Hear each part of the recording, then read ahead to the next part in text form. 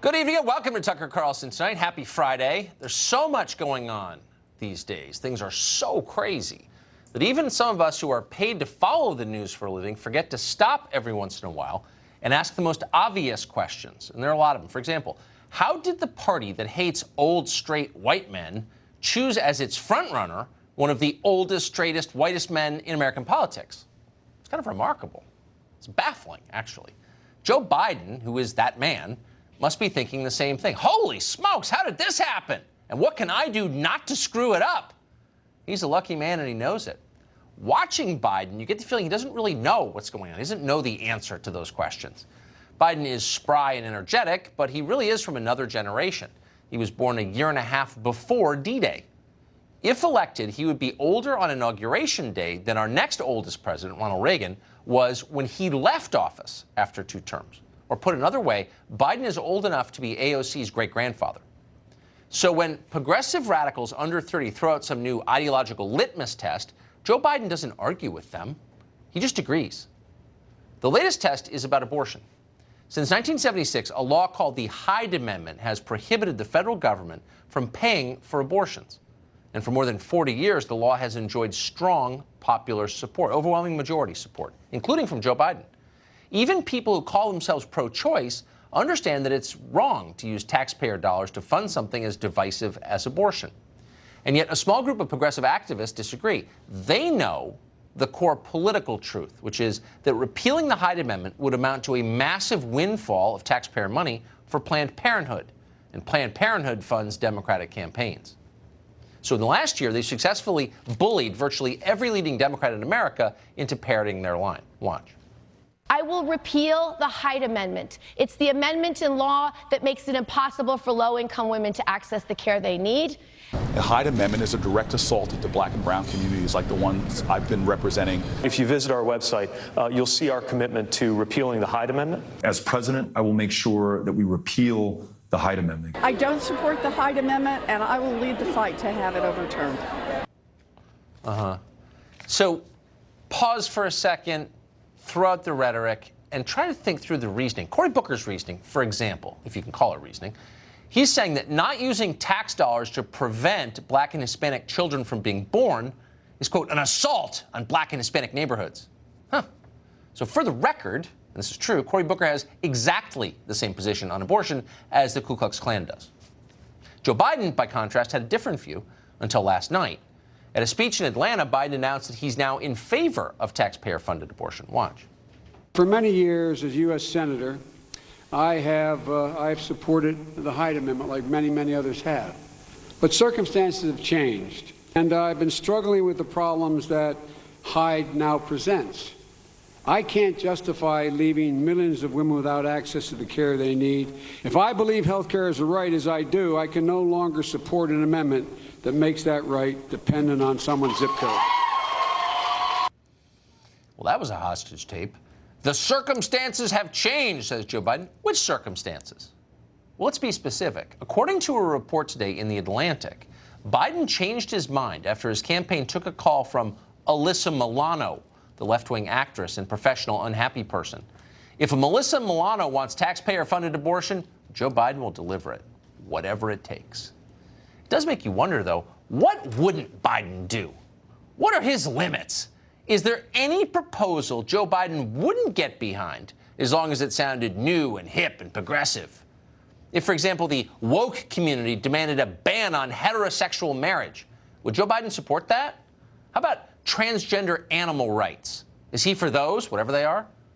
Where's Joe Biden on a testosterone tax to fight global warming? That sounds progressive, very progressive. How about federally funded tampon dispensers in men's rooms? It would be transphobic to object. Now, for the record, we made up most of those issues. They're not real, but they sound real. It's 2019. Soon they may be real. So we called over to the Biden campaign today to see where the candidate stands on all of those things. They haven't responded yet. But if tomorrow morning you wake up and read that Joe Biden has endorsed transgender animal rights, you'll know he really does want to be president. Either that or Alyssa Milano's for him, too. Maddie Duppler is a senior fellow at the National Taxpayers Union and joins us tonight. Maddie, thanks so much for coming on. Thanks for having me on. So this is probably without precedent, I think, in presidential politics, where Alyssa Milano single-handedly apparently changes the frontrunner's view on a longstanding 40-year position. Yeah, and I think, Tucker, you and I probably share frustration when Republicans don't learn from mistakes of the past, but Democrats seem to have quite a proclivity for this as well. I mean, look at what happened under Obama and Biden. By taking hints from the left, by being intrigued by the Hollywood left and saying that the coastal elites were the ones who should set policy for us, they decimated Democratic benches. They got rid of basically all Democrats that were in charge across the country over the past 8 years when they were in charge. They put a Republican House in charge, a Republican Senate in charge, and got Donald Trump elected. So if the Democrats want to continue taking cues from the Hollywood elite and from the coastal elite, that's great, but I think that it'll get them more of where we are now, which is Republicans controlling a lot of the different state houses in this country, and of course a lot of power here in D.C. I think that's right. I mean, I'll admit, I'm pretty ideological. I see the world in those terms, but most people aren't that ideological. Sure. And scary, wild-eyed ideologues really terrify them. Well, yeah, and I think on the abortion issue in particular, when it comes to things like the Hyde Amendment, for one, I find it somewhat interesting, given that I'm a Washington, D.C. policy person, that we have Democrats who are running for president talking about this minute policy issue that's an appropriations rider every year. I mean, that's pretty wonky stuff.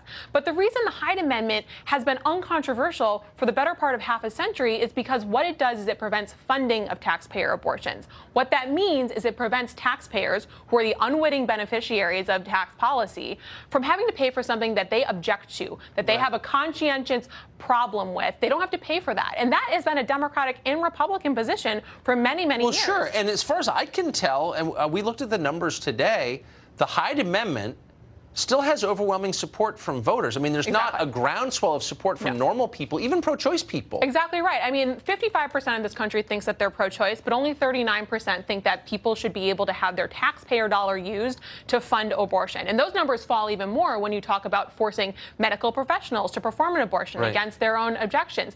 Those are the sorts of things that are at risk here when you start letting taxpayer dollars be used for something that is morally objectionable for broad swaths of this country.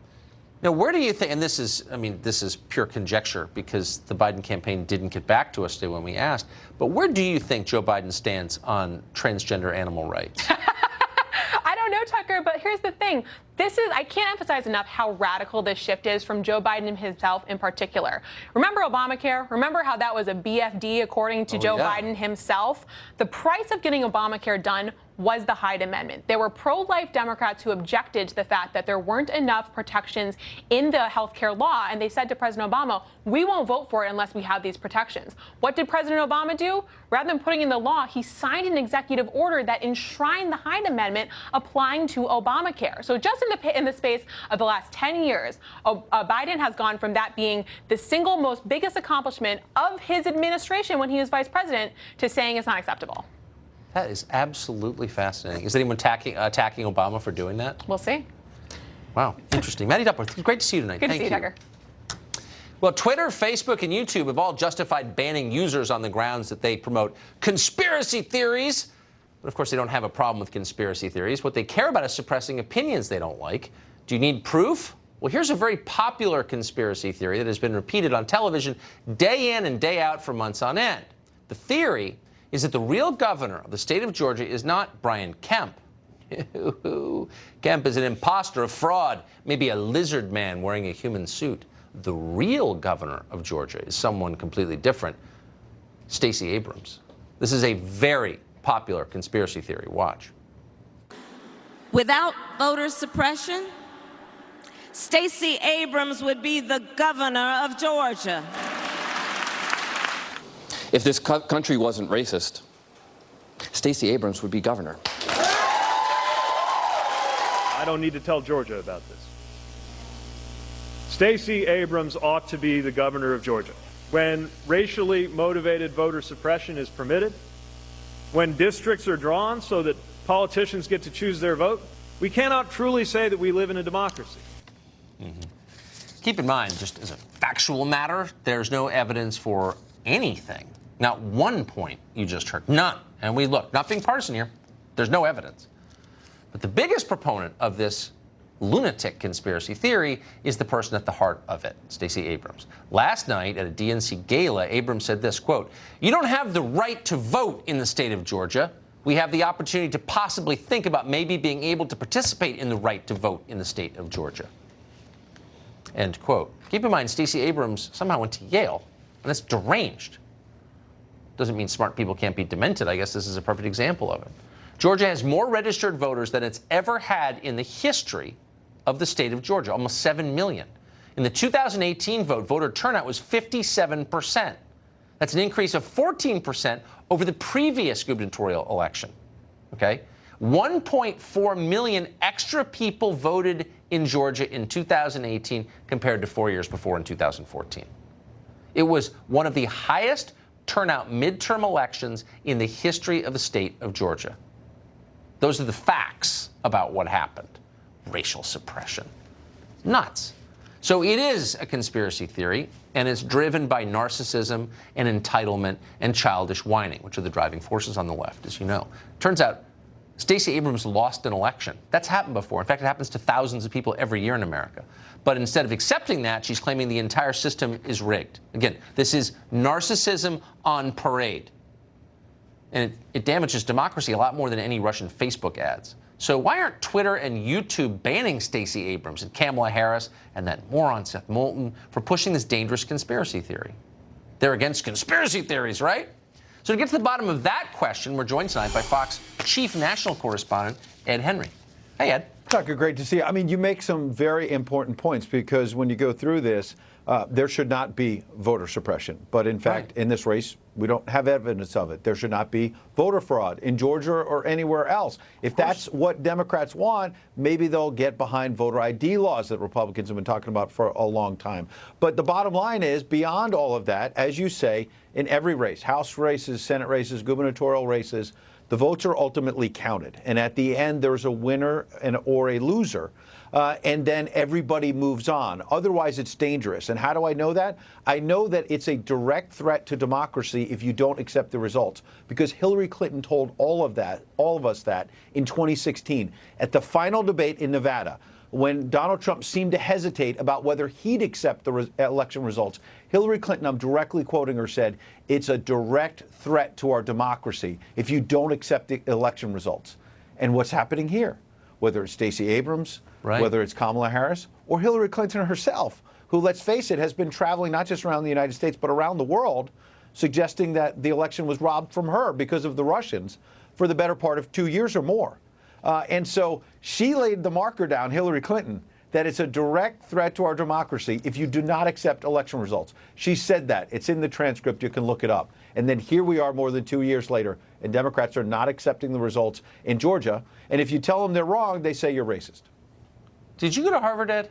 No. I can guarantee you I didn't. I didn't either. I can't actually remember where I went to college, but I'm positive it wasn't Harvard. It was not an Ivy League school.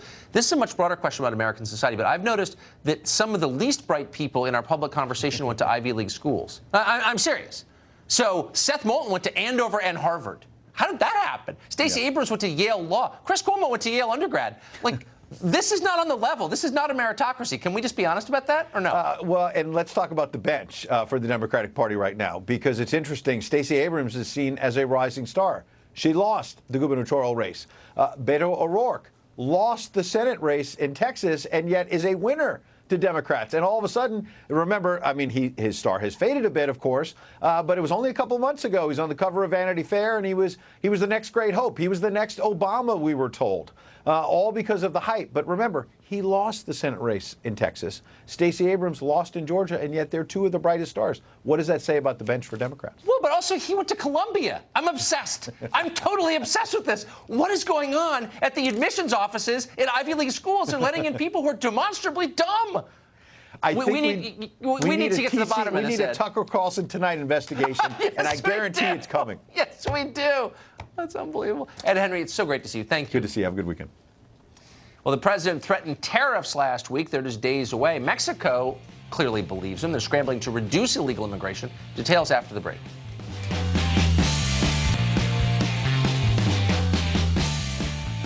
If you've ever flown on an airplane, you know the indignities it involves. One of them is that you're expected to present a photo ID to board a plane. This is our effort to prevent terrorism and other crimes. Apparently, for the past 6 months, TSA has been waiving that to help illegal immigrants released from ICE custody fly all over the United States at public expense, even before their asylum is approved. Terry Turchi is a former. If you showed up at Washington National Airport or any airport in America and said, look, I don't have an ID and I don't have any money, but I'd like the taxpayer to finance a flight across the country, how would they respond? Well, I think they'd respond by telling me I wasn't going anywhere and I wasn't getting on the plane. But like so many other things, and I mean, my wife has been stopped 4 times now in the last 4 times we've flown, so she has a lot to say about this. But security and law enforcement professionals are going to tell you, Tucker, that anytime you carve out exceptions to all the security rules and to all the security technology, then you're going to eventually have trouble. And one of these days, we'll obviously have trouble. And we're living in a society now where we have judges and politicians who sit behind walls and fences and have guards and gates and guns to protect them. But now we're deciding that we can put people on planes that we don't even know about. They haven't been vetted. We don't know them. They haven't gotten to the process or to that part of the process in America yet where we know anything about them, and yet we're violating our own rules. Rules that were put into effect because 3,000 people were killed in the World Trade Center, and we're still fighting the war on terror. So it's really hard to imagine, hard to figure out that the very government responsible for keeping us safe actually isn't. So we don't know their identities necessarily. And this, I mean, you spent your whole life in law enforcement. Knowing about somebody, isn't that the first step to assessing the threat that person may pose? Absolutely, and that's the reason for so many of the procedures that have been put in place and so honored for so many years. But now, because of immigration and because politicians can't reach decisions about how to deal with this and mounting numbers of people coming across our border, they've decided just get these people out of here. I mean, judges get in the way. They don't seem to care about this problem either. They certainly don't care about the security part of it. And so we have a big problem, which is only going to get bigger because no one seems to want to care about the ramifications and consequences of this. Terrorists are experts in something very important, and that is immediately spotting our vulnerabilities. And a concern I've had now for 2 or 3 years is that you also see the kind of the dynamics out there, and have seen for some time. Terrorist organizations are acting much more like intelligence agencies. They do surveillance, they do a lot of work to get ready for what they want to do, and our vulnerabilities show up. And you can bet they know them long before you and I did, and they knew about this problem long before we did, and they're going to take advantage of it one day. And then what are we going to do? Are we going to have the Democratic Party want to impeach the president because he didn't protect the country? I mean, this just gets more unimaginable all the time, and it's hard to know where it's going to end. Yeah, it's nihilism. They just don't care. Terry Turchi, it's an honor to have you on. It always is. Thank you. Thanks, Tucker. Less than a week from now, those tariffs the president has promised to impose on Mexico, starting at 5%, will be imposed in response to the crisis at the border. Now there's finally evidence that Mexico, the governor of Mexico, may be acting to halt the flow of migrants into this country. Mexico is deploying thousands of its troops along its southern border with Guatemala and is negotiating a possible deal that would force Central American asylum seekers to settle in Mexico rather than here in the U.S. Mexican police critically have also arrested a man called Ireno Mujica. He's a U.S.-based activist who helped organize the migrant caravans traveling from Guatemala to the United States. Hector Garza is vice president of the National Border Patrol Council, and he joins us tonight. Mr. Garza, thanks very much for coming on. Thank you, Tucker. Give us some perspective on this arrest of this caravan organizer. Who is this guy? What has he been doing? Why was he arrested? So first of all, migrant organizers like Mr. Mujica and Cristobal Sanchez, I wouldn't call them organizers. I would call them smugglers. They're the ones that are responsible for a lot of the pain and suffering and deaths that have occurred within these migrants, because they've been making false promises to these migrants that they're going to be able to come into this country, and they've been allowing this. So these guys are being held accountable because they are to blame for what is happening on our southern border. It's the worst crisis in history.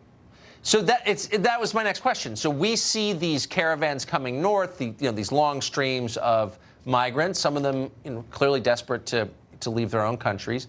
And it looks organic, like they just one day all decided to come here. But you're suggesting that really this is being organized by people like Mujica, the one who was arrested. Yeah, people like Mujica, groups like Pueblos Sin Fronteras, which means without borders. And unfortunately, Mexico is also very complicit in what's happening on the U.S.-Mexico border. Every single day, these illegal immigrants line up on the U.S.-Mexico border, and in plain daylight, they come across into our border, and our agents can't do anything except take them into our processing areas and then release them to our communities. And it's very, very clear that Congress is not acting. They're not doing their jobs. So President Trump he's trying to put pressure on Mexico, and I think it's going to work. Interesting. Will it be helpful? So do you think it will be helpful, the Mexican troops on the Guatemala border? Of course, Mexico has done this before. They've been involved in some of these activities. But for some reason, if you look at back in February and March, Mexico, the government of Mexico, like the federal police, the federales, they were actually escorting these people into the United States. They were bringing them in buses. They were escorting them all the way from southern Mexico to the U.S.-Mexico border. So they were aiding and abetting these illegal immigrants to come into the United States. But with this pressure, we know that it's going to work because it's going to hurt them in the pocketbook. Now, we know that Mexico has a long history of corruption within the government, and once you start hitting their pocketbooks, that's when we're going to start seeing these changes. Yeah, that's what you just said. The federales are escorting migrants to our border so they can come here illegally is never covered by American newspapers, as you know, infuriatingly. Very quickly, there's been some debate over who's funding this. These so-called organizers, you're calling them smugglers, who have abetted this illegal immigration into our country. They're getting a lot of money from liberals in this country. Do we know who is funding them? So there's a lot of talk about some open border advocates here in the United States. We know that some time back we saw reports and videos of people that were actually handing out money to these migrants. And this money was being used so that they could successfully come into the United States and then ask for asylum, which we know many times is their fraudulent claims. So we're glad that President Trump is actually is getting serious about the tariffs on Mexico. And we know it's going to work. And if Mexico is not going to be a good neighbor, then we encourage President Trump to go up to 25% of those tariffs to make sure that we protect our borders and protect our country. Maybe we can start indicting some people who are abetting this violation of our laws. Mr. Carlson, thank you. That was really interesting. Appreciate it. Thank you, Tucker. We've got brand new information tonight on the series of strange deaths and outbreaks of violence that apparently have been occurring in the Dominican Republic and hurting American tourists. I'll tell you after the break. Moves fast. Just seconds ago, the president tweeted this, quote, "I am pleased to inform you that the United States of America has reached a signed agreement with Mexico. The tariffs scheduled to be implemented by the U.S. on Monday against Mexico are hereby indefinitely suspended. Mexico, in turn, has agreed to take strong measures to stem the tide of migration through Mexico into our southern border. This is being done to greatly reduce or eliminate illegal immigration coming from Mexico and into the United States. Details of the agreement will be released shortly by the State Department. Thank you." End quote. Remarkable. We'll continue to follow this deal, which, if it holds, would obviously be a major victory for the administration and for the country. There are new developments tonight involving the mysterious goings-on in the Dominican Republic. There are many threads to the story, and Trace Gallagher has them all in hand tonight. Trace? And Tucker, we now have detailed autopsy results, and the mystery gets even deeper. Remember, on May 25th, 41-year-old Miranda Shop Warner from Philadelphia checked into the Bahia Principe in La Romana, got a drink from the minibar, collapsed, and died. 5 days later, a Maryland couple staying at a sister hotel on the same property were found dead in their room. Now, the Dominican government says the 3 Americans died of internal hemorrhaging, water on the lungs, and enlarged hearts. In other words, all 3 died of the same thing, and 2 died at the same time. Toxicology reports are still pending, which may shed light on whether they consumed anything that might have led to their deaths. But 1 year ago, a Colorado couple staying at the same resort got violently ill. And when they got back to the U.S., they were diagnosed with being poisoned by a chemical used in a pesticide. And because of all the headlines, a Maryland woman has new doubts about her husband's death last year in Punta Cana. David Harrison was staying at the Hard Rock Hotel when he got violently ill and passed away. And his cause of death? Yep, water on the lungs and a heart attack. Watch. Me and my son, we were devastated. Because, I mean, we went down there to celebrate our anniversary, to have a vacation, and he came home fatherless, and I came home a widow. Finally, a New York woman who also stayed at the Bahia Principe claims she vomited blood after drinking a minibar soda that had bleach in it. She wrote it off originally as a simple mistake by housekeeping. Now she thinks something more nefarious could be going on. Tucker. At this point, you don't know. Trace Gallagher, thanks a lot for that. Yep. Danny Colson is former Deputy Assistant Director of the FBI, and he joins us tonight. Mr. Colson, thanks very much for coming on. Do you see a pattern here? Oh, it doesn't make much sense, does it? This thing doesn't pass the smell test, and there needs to be a major investigation here, and actually be pretty simple to look into this thing. I hope we get into it, and we'll see what happened. But it's not, these people didn't have simultaneous heart attacks. I'm sorry, it doesn't work like that. So what do you think I mean, to the extent you're comfortable speculating, what are the range of potential explanations for this? I think environmental is a huge one. I do some work in this part of the world, and the restrictions we have up here in our country on pesticides and cleaning material are pretty significant. Down there, they're pretty liberal. There are certain things in pesticides, and if you've been to one of these resorts, you know they spray all the time. I think that's a possibility. But frankly, Tucker, this would be a pretty easy investigation to conduct. If you've been in that part of the world, you know that their security apparatuses with regard to video surveillance is amazing. Basically, you're under video coverage from the time you walk out of your room at the resort until you go back in at night. So you have a pretty good record of where people go, what they're doing.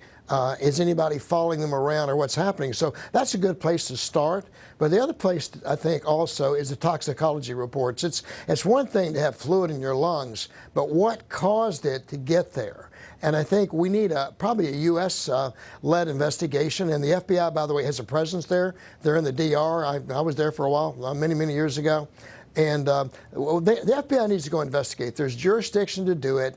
After the Jonestown massacre, Congress gave the FBI the authority to investigate the murder of individuals that are U.S. citizens out of the country. So the FBI needs to go down there and do this, and they need to do it quickly. And I will tell you, if I was a person in authority in the DR, I'd want it done because this is going to kill their tourist rate. Yeah. And forget the fact that it could be something criminal, but they need to get the root of it and find out exactly what happened. And it would not be that hard, frankly.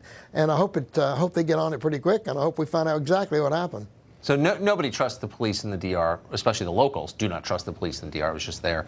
They're pretty vocal about that. No, but they do trust the FBI, and there's an FBI presence there.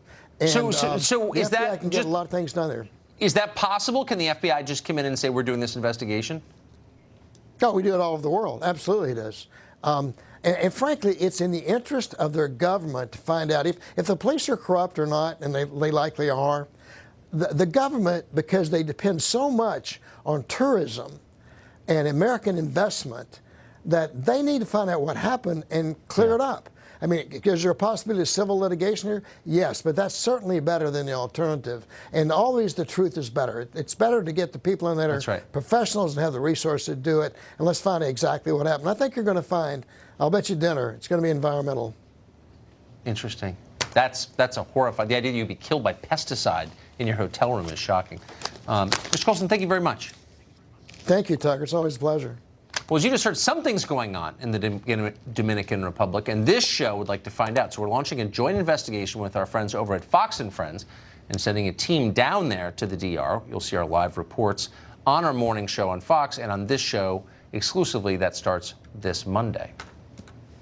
Well, for years, the press have been, I think it's too strong to say, consumed by a desire to destroy the president.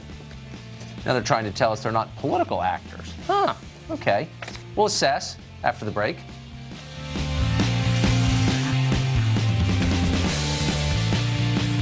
Robert Mueller says he plans to retire back into private life after his remarks a week ago. But now, former top FBI lawyer says that Mueller may have to testify publicly in order to sell the idea of impeaching the president. Meanwhile, there are new details tonight on a big raise and bonus that the DOJ, for some reason, gave to its now disgraced official Bruce Orr. Fox Chief Intelligence Correspondent Catherine Herridge breaks many stories in primetime, and she's here with these. Catherine? Well, thanks, Tucker. The FBI's former top lawyer told CNN he thinks Mueller would testify without a subpoena, and the testimony would help Democrats push for impeachment. Members of Congress could ask reasonable questions of former Director Mueller to get a clear sense of what it was he was concerned about and help the American people understand. That's what this is really all about at the end of the day. But just last week, the special counsel told reporters in his only public statement that he doesn't want to testify. He won't go beyond the four corners of the Russia report, and he considers the 448-page report his testimony. Also, these records were released today after Judicial Watch sued the federal government over a key player who handled the anti-Trump dossier. The records show Justice Department official Bruce Orr got a $28,000 performance bonus while the Russia case was ongoing. And our reporting found that Orr acted as a back channel between the dossier author and the FBI. Records also show Nellie Orr deleting emails from her husband's government account. Nellie Orr did Russia investigations for the same Oppo research firm Fusion GPS that was behind the dossier. During his only congressional testimony, I tried to get Orr's side of the story.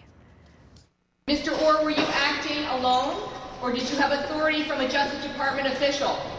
How did your wife benefit from the dossier contract? Did you have a conflict of interest? These newly released records don't show why Orr got the bonus in 2016. Orr and his wife have not been returning our requests for comment, Tucker. Amazing. Catherine Herridge, thanks a lot You're for welcome. that. Well, since before the inauguration, the entire coastal media apparatus has been in a frenzy designed to bring down the president. But don't worry, they're telling us now, we're not biased, we promise. At a recent event, New York Times Deputy Managing Editor Rachel Blumenstein said, quote, "We are in no way anti-Trump," which is hilarious coming from the New York Times. But at least now they're sort of trying to prove it. The Times just barred its reporters from appearing on Rachel Maddow's show or Don Lemon's show over on CNN because both are too partisan. Don Lemon is protesting greatly. He's not a partisan, he says. Watch him be nonpartisan. This is CNN Tonight. I'm Don Lemon. Are you listening? The President of the United States is a fraud and a con man. That's the nonpartisan Don Lemon, the one who thinks that MAGA hats are racist.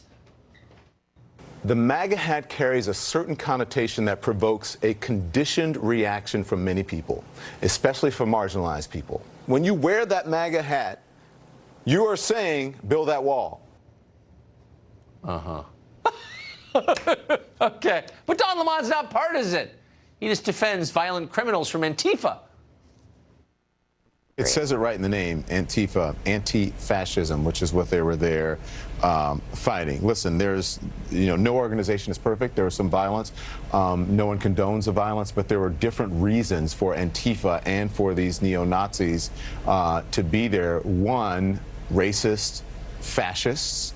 The other group fighting racist fascists. There's a distinction there.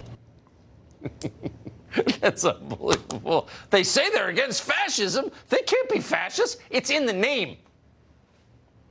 Don Lemon is a very serious, completely neutral journalist. Watch his most neutral moment recently. You know what they say about gambling, casino gambling, right? The house always wins. Well, not always. Not if it's a Trump casino. Come on. Who loses money at a casino except for the person gambling, not the owner? Because I'm good enough, smart enough, and doggone, people love me.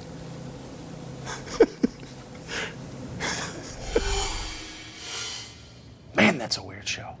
Sean Davis co-founded The Federalist. We had him on, I think, earlier this week. He's great. Came back. Sean Davis, great to see you tonight. So if you're Don Lemon, you host a primetime show. It's okay to have opinions. Why not just admit that you hate Trump and you're a Democratic partisan, which he transparently is? Why not just say so? Well, I think you got to cut him some slack. The guy's trying to beat out SpongeBob SquarePants reruns on Nickelodeon at night. I mean, what's the guy got to do? Good but point. you raise a good point, which is that there's nothing wrong with having a perspective and having a point of view. The problem is when you have that and then you lie about it, which is what we see from the Post and CNN and the New York Times and everyone else. They just won't be honest. And it's not, I don't know if it's because they think we're stupid or they think their audience is stupid, but everyone knows it. They're biased. We know it. They know it. And they know we know it. And it's time for them to just acknowledge it and move on. Well, I don't think I've spent a single minute this year being mad at Rachel Maddow. Don't agree with anything she says. But she's pretty straightforward about who she is. She's a Democratic partisan. She's the most powerful person in the Democratic Party. That's fine. She's not lying about it. Why wouldn't it just be easier? Wouldn't it be better on the conscience? Wouldn't the ratings be higher if CNN would stop lying about who they are? Absolutely. And you can actually see it in the ratings. That's why MSNBC does as well as it's been doing, is that they're honest about it. They say, look, we are left-wing partisans. We're not ashamed of it. And this is our point of view, and here you go. And yet, for some reason, CNN, which in many ways is even more partisan, more deranged, and more delusional than MSNBC, wants to pat itself on the back and pretend like they're somehow independent arbiters of facts, when in reality, they're just a bunch of partisan hacks.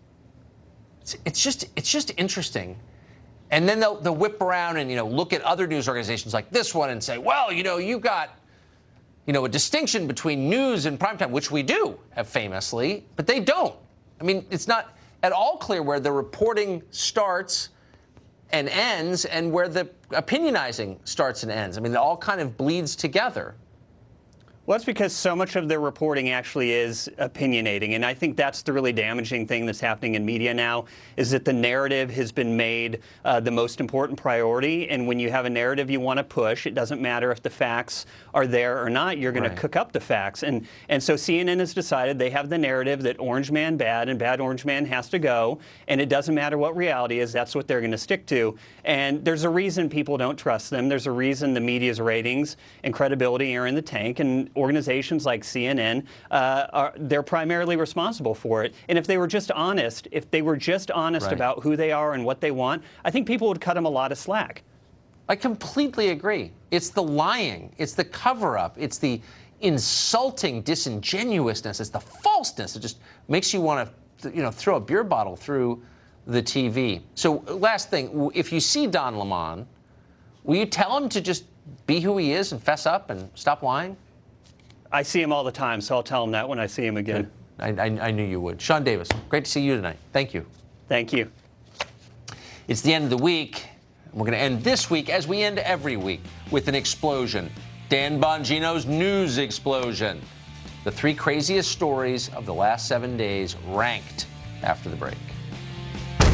It's time for Dan Bongino's news explosion. Our favorite former Secret Service agent and New York City cop is here to present his top 3 stories of the week. Ladies and gentlemen, Dan Bongino joins us. In a tie, no less. What do you think, Tucker? I'm impressed. You look great, actually. Thank you. I'm filling in for Sean next. I got to be all fancy and everything. It's totally not my thing, but whatevs. I'll just roll with it. All right, so here are my 3 favorite stories of the week. I want you to know I just did this one on the fly. Yes. Big hashtag winning for the whole MAGA movement and Donald Trump, who appears, at least due to a recent tweet, to have won some concessions from the Mexican government on the immigration crisis on the southern border. It appears the tariffs that were going to go into effect on Monday, but he had to sign some legal paperwork to have it, that would have been implemented this weekend. It looks like the threat of the tariffs was enough to get some signed document from the Mexican government. They're going to do something about their border. This is another win for Trump. I know you've highlighted the border on your show repeatedly. Yeah. It is a crisis. It's always been a crisis. Now, at least, Donald Trump can hang his hat on a victory there. So looks to be a pretty nice job. Pretty amazing. It'll be interesting to see the reaction to it next week. Oh, well, you know what the reaction's going to be. It's going to be collusion. The Russians did it. Putin was involved. I mean, come on, Tucker. I know you're only half kidding. We already know the reaction. Trump is horrible. He's the worst. He's the worst deal maker in the world. How can you be against the United States prevailing over a rival, an adversary, Mexico? We should be happy if you're on our side. I want to say something, but I want to keep my job, so I'll leave that one for another time. Maybe we'll have it over a beer sometime. I'll tell you what I really think about that. But it assumes you're on our side sometimes, and some people aren't, unfortunately. Story number 2, Joe Biden, who is evolving at such a rapid rate. I was joking he should be in the new X-Men movie. He may be developing some mutant powers like Magneto or something. This is the first, Tucker, flop, flip. I've seen it in a long time. It's not a 180. It's not a 360. It's a 540. Very well done by Joe Biden. Well, what happened? Joe Biden came out in 1976, 2 years after I was born. He's only been in politics for a few minutes. I'm 44, of course. I say that jokingly. And in 1976, he supported the Hyde Amendment, a ban on federal funding for certain abortion procedures. He then flip-flopped on it the other day and said he backed himself up. Yes, I'm supporting it. Then he flopped on it again, and then he flopped back again, and now he's not for the Hyde Amendment anymore. So it's a flip, flop, flip. This is what happens when you cave to the progressive left. And I got to tell you, Tucker, he's got a long campaign in for him. If he thinks every position he's taken that's been mildly centrist, if he's going to flip on every one, he might as well just do it now. It's going to be over for him before it even starts. That's for sure. Yeah. I agree with that. All right, story number one. What a tremendous success this week for President Trump. The overseas trip. Now, you'd never know it by the media coverage. The trip to Europe, this speech was, I thought, one of the finest he did. His celebration of what you and I think the entire audience, regardless of your political affiliation, would agree, the finest generation of men we may see in our lifetime in the United States who stormed the beaches of Normandy. His speech lauding their accomplishments was a real tearjerker. It was tremendous. Of course, you'd never know it by the media coverage. And to be fair, there were some media outlets that at least gave him credit for the speech. But the majority of the coverage about his very successful trip overseas, Europe, the Europe trip, Tucker, was about the Trump balloon, the balloon, which, by the way, by the impression of MSNBC and CNN, you would think this balloon was the size of like 62 football fields. It's a little ridiculous balloon, like they'd make at a kid's party, that's as big as like the bouncy house. But on the TV, it's like the size of 72 football fields, because that's what they want you to believe. So the media just can't give up attacking this guy. Who cares about a stupid? Dan Bongino, you are the best. Thank you for ending our week thanks, on a buddy. note like that. Always Great good to see talk to you. Take care. You can catch Dan in the next hour, filling in for Sean. Well, New York City Mayor Bill de Blasio's presidential campaign is off to a legitimately rough start. Among Democratic voters, he's polling somewhere between Idi Amin and Pol Pot, maybe lower than both. He's not going to be president of the United States, but he's still pretending as if it could happen. Now, New York residents are starting to get annoyed by the whole thing. This past weekend, this coming weekend, Bill de Blasio was skipping the city's annual Puerto Rican Day parade so he can campaign in Iowa. One city councilman, Ruben Diaz from the Bronx, says he thinks de Blasio's decision is, quote, disrespectful and an abandonment of the city. And, of course, he's absolutely right. De Blasio has abandoned the city. But Councilman Diaz should look at the bright side. De Blasio abandoning New York is the single best thing he's ever done as mayor. In fact, we hope de Blasio commits even more to his presidential campaign. Keep fighting, Mayor. Stay in Iowa till January and stay on the campaign trail until the convention. Don't give up. New York needs you in Des Moines. Well, that's it for us tonight. We are out of time, like sands through an hourglass. Everything goes faster than you think it will, doesn't it? Yes, it does. But we'll be back Monday, 8 p.m. Eastern, the show that is the sworn